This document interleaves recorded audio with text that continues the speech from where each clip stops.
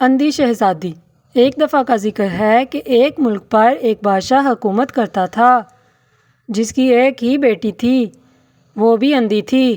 بادشاہ کو اپنی بیٹی سے بہت زیادہ پیار تھا۔ وہ چاہتا تھا کہ اس کی بیٹی کی آنکھیں کسی نہ کسی طرح واپس آ جائیں۔ بادشاہ نے سب حکیموں کو بیٹی کی آنکھیں دکھا لیں، لیکن کسی بھی حکیم کو یہ نہ پتہ چلا کہ بیٹی کی آنکھیں کس طرح ٹھیک ہوں گی۔ چھوٹے سے گاؤں میں ایک غریب حکیم رہتا تھا جس کی 6 بیٹیاں تھیں، اور اس کے پاس بیٹیوں کی شادی کے لیے کوئی جہیز موجود نہ تھا اور نہ ہی کوئی پیسے موجود تھے کہ وہ بیٹیوں کی شادی کر سکے۔ وہ حکیم بہت بوڑھا ہو چکا تھا، مگر اللہ نے اس کے ہاتھ میں بہت شفا رکھی تھی۔ کسی ہمدرد شخص نے حکیم کو بتایا کہ بادشاہ کو بیٹی کے علاج کے لیے حکیم کی تلاش ہے۔ آپ جا کر بادشاہ کی بیٹی کو ٹھیک کر کے ان سے انعام کے بدلے میں بیٹیوں کے لیے اچھے رشتے مانگ لینا۔ حکیم نے اس شخص کا شکریہ ادا کیا اور بادشاہ کے محل کی طرف بیٹیوں کو لے کے چلا گیا۔ بادشاہ ہر حکیم سے مایوس ہو چکا تھا۔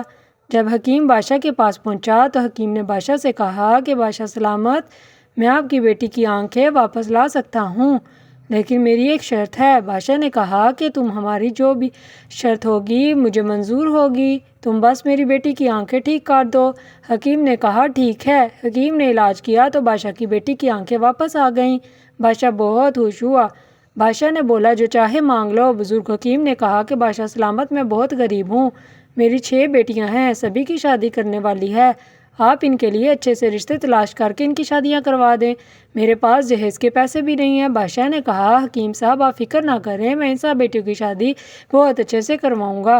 بادشاہ نے بہت اچھے رشتے تلاش کر کے بچیوں کی شادی کروا دی اور حکیم صاحب کو شاہی حکیم بنا دیا۔ اس طرح سے بزرگ حکیم کا اللہ نے زندگی گزارنے کا سہارا ڈھونڈا۔